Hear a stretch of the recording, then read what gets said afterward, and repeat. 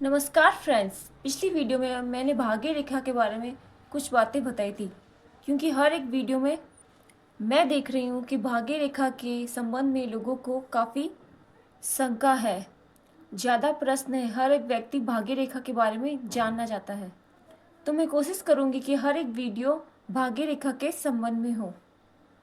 आज की वीडियो में हम पिछली वीडियो से आगे बढ़ते हुए दो तीन चीज़ों पर बात करेंगे।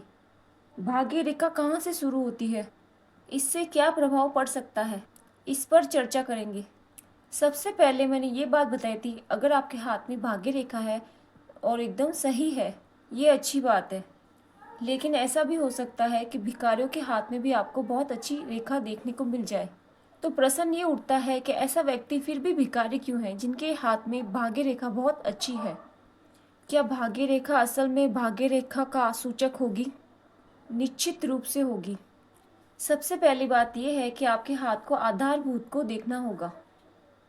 सबसे पहली जरूरत है हाथ की प्रवृत्ति और हाथ के पर्वतों की। सबसे पहले हाथ में ग्रहों की स्थिति ठीक नहीं है। अगर हाथ के पर्वतों की ग्रह सही नहीं है तो आपके हाथ की रेखाएं आपकी लाइफ में बहुत बड़ा चेंज नहीं ला सकती। इसके लिए आपको पर्वतों को भी देखना होगा। तो सबसे पहले हाथ की पर्वतों की मूल स्थिति वो सबसे पहले है, वो सबसे ठीक होनी चाहिए। तो हम ऐसे हाथों के बारे में बात करेंगे जिनमें पर्वतों की स्थिति अच्छी हो। स्थिति यदि हाथों में पर्वतों की स्थिति सामान्य है तो ऐसे रेखा में अगर भाग्य रेखा है ही नहीं तो भी ऐसा व्यक्ति अच्छी उन्नति करेगा। भाग्य रेखा कभी कभी आयु के साथ उभरने लगती है। कभी कभी बीच में जो ये रेखा होती है वो भाग्य पर्वत की रेखा मानी जाती है। शनि पर्वत तक जाती हुई रेखा को भाग्य रेखा या धन रेखा भी कहा जाता है। प्राचीन भारतीय में भाग्य रेखा जब भी फल देगी जब हाथ की प्रवृत्ति अच्छी होगी। अगर भाग्य रेखा टूट रही है, भाग्य रेखा में दोष है, टूट टूट के अटक अटक के, तो ऐसी स्थिति में हम समझेंगे भाग्य रेखा में कुछ समस्याएं हैं। ऐसी टूटी फूटी भाग्य रेखा का ना होना हाथ में अच्छा है, क्योंकि वो संघर्ष नहीं कराएगी आपको। लेकिन भाग्य रेखा कहाँ से निकल रही हो, इससे भी काफ़ी फर्क पड़ता है। सबसे पहले देखते हैं, चंद्रमा से भाग्य रेखा निकली और शनि पर्वत तक जा रही है। बहुत साफ सुथरी है, स्पष्ट है और चंद्रमा की स्थिति भी बहुत अच्छी है। तो मान के चलिए किसी विपरीत लिंग से इंसान का भाग्य उदय होगा।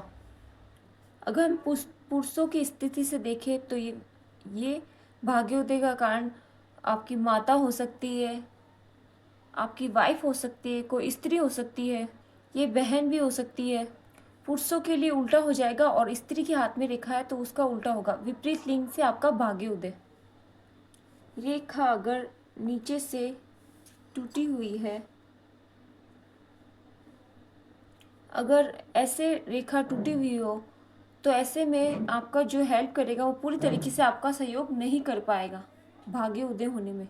यदि आपकी भाग्य रेखा यहाँ से निकल कर शनि की ओर बढ़ रही है, यहाँ तक, जब भाग्य रेखा शुक्र से आए तो कोई निकट संबंधित आपका भाग्य उदय करेगा।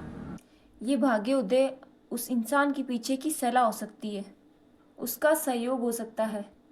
ये सहयोग आपकी मदद के लिए भी हो सकता है वो आपको काम कराने में आपकी मदद कर दे, मानसिक रूप से भी आपकी मदद करे। तो कोई निकट संबंधित आपकी मदद करेगा, आपका सहयोग करेगा, जिससे आपका भाग्योदय होगा।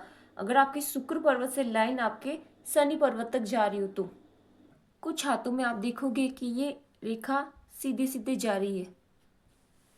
तो ऐसा व्यक्ति बिना किसी के मदद के अपने दम पर खड़ा होता है, जिसकी भाग्योदय की रेखा बीच में से शुरू होकर शनि पर्वत तक जाती है। पारिवारिक में जो बिजनेस होते हैं उसमें ये लोग नहीं जुड़े होते हैं। ऐसा व्यक्ति बिना किसी के सहयोग से अपना सफलता की ओर कर लेता है।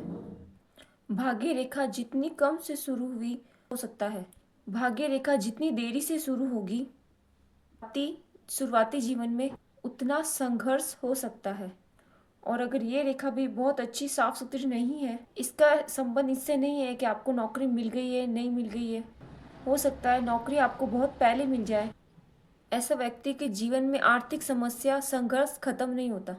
या अच्छी नौकरी में है, अच्छे व्यवसाय में है, आर्थिक रूप से वो बहुत परेशान है, हमेशा कर्ज में रहता है। कभी कोई कारण होता है, कभी कोई कारण होता है, लेकिन कर्ज हमेशा उनका बना ही रहता है। ऐसा तब होता है जब भाग्य रेखा बहुत देरी से शुरू हो रही हो। तो अगर भाग्य रेखा ऊपर की ओर लहरदार हो तो ऐसे में भी आपका संघर्ष बना रहेगा। लेकिन जब तक भाग्य रेखा नहीं है तब तक हम मानते हैं कि व्यक्ति सामान्य है। पर एकदम से बूस्ट होने वाली भाग्य रेखा, एकदम से जबरदस्त उन्नति नहीं हो रही है। ऐसा व्यक्ति दूसरों के सहारे कुछ ना कुछ करता रहता है। ऐसा व्यक्ति जिसमें उसका गुजारा तो बहुत अच्छी तरह से चल रहा है, लेकिन फिर भी उसको कोई सक्सेस नहीं मिलती है, तो प्रगति थोड़ी देरी से देखी जाती है। अगर आपके हाथ में भाग्य रेखा नहीं है तो ये समस्या की बात नहीं है। खराब भाग्य रेखा, बुरी भाग्य रेखा, टूटी हुई भाग्य रेखा, दोषपूर्वक भाग्य रेखा, इससे अच्छा आपके भाग्य रेखा आपके हाथ में ना हो, क्योंकि इससे आपको भाग्य का सहारा नहीं मिलेगा, लेकिन आप पुरुषार्थ द्वारा अपने लाइफ में कुछ कर पाएंगे। अपने परिश्रम द्वारा निश्चित रूप से सफल हो सकते हैं। अगर भाग्य रेखा दोषपूर्वक है तो भाग्य के वजह से आपको दोष जरूर मिलेंगे। ऐसे व्यक्ति को अधिक समस्याओं का सामना करना पड़ता है उनकी तुलना में जिनके हाथ में भाग्य रेखा नहीं है। उम्मीद है आप इस टॉपिक को सही से समझ गए होंगे। अगली वीडियो में हम और किसी विषय पर बात करेंगे। तब तक आपका दिन शुभ हो। धन्यवाद।